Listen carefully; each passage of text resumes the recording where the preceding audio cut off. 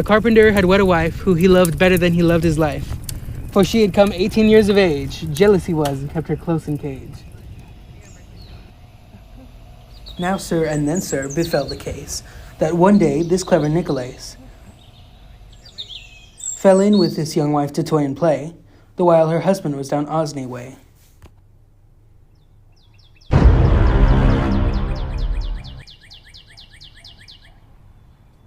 Indeed, unless I have my will, for secret love of you I'll spill. Oh, darling, love me, a heart's slave, or shall I die, and pray you God may save. What the hell? Am I gonna have sex with you? Why not? Please have sex with me. Okay, dude, chill. Just stop. Okay, neat, when can we do it? My husband, full of jealousy, unless you await me secretly. I know I'm just as good as dead. You must keep this all to your head. Nay, there, worry not. A clerk has lazily employed his wile, if he cannot a simple carpenter beguile.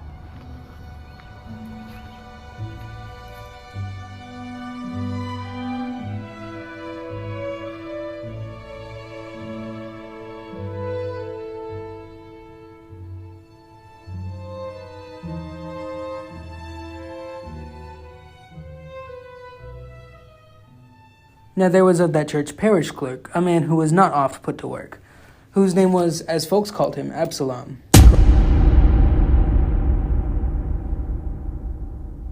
Curled was his hair, shining like ink, and from his head sprang fanwise in a thick deep mop. 'Twas parted straight and even on top. Sensing the wives like an enthusiast, and on them many a loving look he cast, especially on the carpenter's good wife. To look at her, he thought on merry life. The sun, when it was afternoon, full brightly shone, led Absalom to the carpenter's home. He sang then in his pleasant voice, "O now, dear lady, if you will it be, I pray you have ruth on me. For I have come in afternoon's heart, to be with you, and perhaps to part. With husband who you seem not merry, the burden of infidelity is mine to carry." Though Alison's window the tune did travel, 'twas the carpenter whose sleep unraveled, and said simply, "Is that Absalom I hear singing beneath the wall of our home?" And young Alison, very quick to wit, said purely, God knows I hear it. So they laid in Absalom's song, for a heart in his mind was easily won, through manner of talent, of spirit, of hope. But Alison was already bound to another like rope. For her heart not for the nerd Absalom, nor her husband to which she legally belonged. Instead, she stood fast to her hidden affair. To Nicholas she breathed her youthful air. Nicholas and Alison were close in touch, though they wished for more than a casual clutch. So finally they conjured a while, the simple, jealous husband to beguile. To your husband, should he ask, say you don't know where I, Nicholas, reside, because not you've seen my whereabouts where I've been. Day passed the carpenter at work. Inevitably he heard of the clerk, oddly shut in against his manner, so he sent a boy to determine his lack of clamor. Call at his door, knock with a stone, for there he resides in my own home. For a man of endless sleep is dead, know how he is, and if he lie alive, in bed. And at the chamber door, the while he stood, he cried and knocked as any madman would. He pleaded and yelled for an answer to Nick, yet there he stood, fear growing, perhaps, as is sick. And on the chamber door he did press, gasping with gaping mouth straight up in air. The carpenter thought he was in despair, and took him by the shoulder mightily, and shook him and cried out vehemently, "What, Nicolay? Why, how now? Come look down. Awake and think on Jesus' death and crown. I cross you from all elves and magic wights. What say you then? What? Think on God, as we do, men that swink." But Nicholas simply said, Fetch me a drink. "I have one right here." Now, John, my good host, lief and dear, you must upon your true faith swear, right here, that to no man will you this word betray, for it is Christ's own that I will say. And if you tell a man, you're ruined quite, the punishment shall come to you of right. That if you're a traitor, you'll go mad, and should... "Nay, Christ forbid it, for his holy blood. I am no blab, nor fond of gab. Say what you will, I'll never tell, to wife or child by him that harried hell." Good. I'm not gonna lie to you, John. Looks like the end of the world. Yep. Looks like a flood. God told me it'll be like Noah's flood, but like worse and stuff. It's gonna rain, everybody's gonna die, and the world will be covered in water. Alas, my wife, and will she drown, and all those people I hold dear in town? If this truly be the end, Nicholas, is there no remedy for this case? Clever Nicholas just smiled and sat. Why, yes, good luck, and he gave him a pat. Unless, of course, like Noah you follow, hear my words, they don't ring hollow. Prepare 3 kneading tubs and hang them in a tree. Prepare food and drink, enough for 3. Only enough to last a day, for after that the water shall be cast away. But Robin mustn't know of this, your knave, nor Jill your maid, I will not save. Ask me not why, for though you do ask me, I will not tell you of God's privity. Suffice you then, unless your wits are mad, to have as great a grace as Noah had. When the great flood is gone that day, then shall you float as merrily I'll stake, as does the white duck after the white drake. Then I will call, Ho, Allison, ho, John, be cheery for the flood will pass anon, and you will say, Hail, Master Nicolay. Good morrow I see you well, and it is day. Tomorrow night when all men are asleep, into our kneading tubs we will creep, and sit there, still awaiting God's grace. Go on your way, I have no longer space of time to make a longer ceremony. So the silly carpenter went on his way, determined for his wife to save. So he approached her that very day, and gave the secret of the flood away. But she was trained better than Nicolay, so she screamed and cried like a newborn babe. The simple carpenter thought he could see old Noah's flood come wallowing like the sea. To drown his Alisoun, his honey dear, he wept and wailed.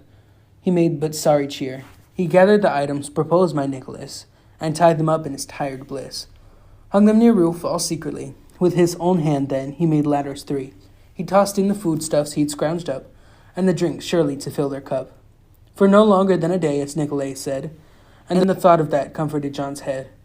And soon as night had finally come, the John in all his weariness eventually drifted to a sleep of dreariness.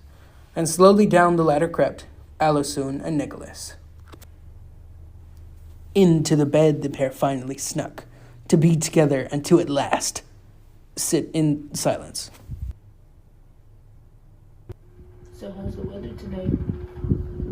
I think it's supposed to rain tonight.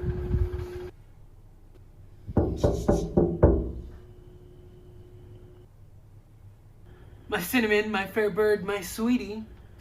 Oh, darling love, please come to me. Oh, for little thought you give my woe, but together come at last and we'll... No. Poor Absalom, taken aback, shook his head and simply said back, Many a toil I sweat from my brow, and I don't care. For so help me God, it's not come kiss me, I love another, or to blame I'd be. Better than you by Jesus, Absalom. Go on your way or I'll stone you therefrom. and well away, please anything on this day, even a simple kiss and I'll depart, anything to cure my aching heart. And will you go then on your way? Yes, of course, no other thing will sway. Then make you ready and I'll come.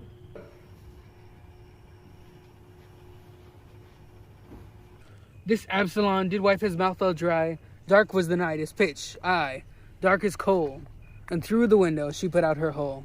And Absalom no better felt no worse, but with his mouth he kissed her naked arse, right greedily before he knew amiss. For well he knew a woman had no beard. He felt a thing all rough and longish weird, and said, "Oh fie, alas, what did I do?" Tee-hee, she laughed and clapped the window to. Alas, my soul I give now until Sathanas, for rather far than own this town. For this despite it's well revenged I'll be. By God, I'll mutilate thee. Oh, Allison, my sweet rose leaf, it's me, your Absalom, darling. Of gold I have brought you a ring. My mother gave it to me as I'll be saved. Fine gold it is, and it is well engraved. This will I give you for yet another kiss. This Nicholas had risen for a piss, and thought he could carry on the jape. He opened the window hastily, and put his arse out thereout quietly, over the buttock, showing the whole bum. But he was ready with his iron hot, and Nicholas right in the arse he got. Water! Water! Oh my gosh, Nicolay, are you okay? And out of his sleep the carpenter did start, hearing that water cried as a madman would, and thought, alas, now comes Noel's flood. He struggled up without another word, and with his axe he cut in two the cord, and down went all, he did not stop to trade. In bread or ale to the journey he laid, and there upon the floor he swooning lay, Up started Allison and Nikolai, and shouted help and hello down the street. With oaths impressive, he was so sworn down that he was held mad for all the town. For every clerk did side with every other. They said, "This man is crazy, my dear brother." And everyone did laugh at all his strife. Thus futtered was the carpenter's good wife, for all his watching and jealous eye. And Absalom had kissed her nether eye, and Nicholas was branded on the butt. The tale is done, God save all the rout.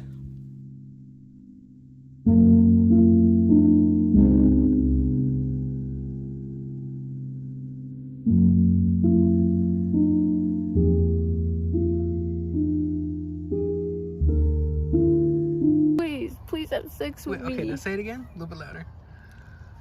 There's... I know, come on. Too fast. Please have sex with me. How is it supposed to, like, what the hell? What the hell? I'm not gonna have sex with you. Oh. My cinnamon, my fair bird, sweetie. Awake, my darling, and come to greet me. For little thought you give my woe, but I've come to you to let you... No, that's not it. No, that was good. Actually, that was really I good. thought there was a line that said I, and then I go, no. It's right after that, but I just wanted that little part. Okay.